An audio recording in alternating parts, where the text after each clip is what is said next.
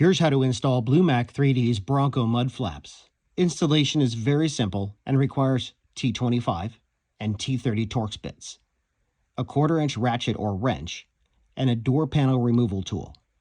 If your Bronco has intrusion bars, you'll also need a 15mm wrench.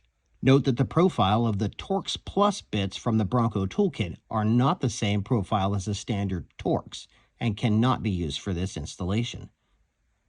If your Bronco has intrusion bars, remove those using a 15mm wrench. We found the bolts to be very tight and space for an impact tool is limited, so we interlock the box end of a larger wrench to the open end of the 15mm as shown here to generate more leverage. To install, remove the end cap from the running board by pulling out the plastic fastener from the backside of the running board. Then, remove the T25 Torx from the top of the running board and pull the end cap out. Fit the mud flap bracket over the end of the running board and give it a few slaps to make sure it's fully seated.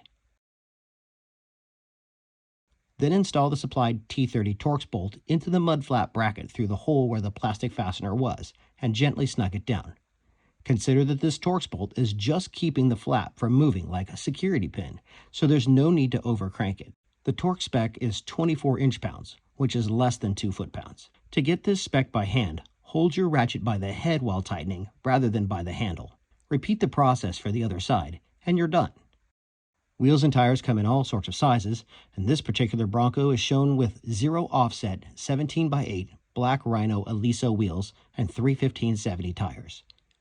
Measuring from the extremity of the running board, we're getting just about 4 1/4 inches of coverage.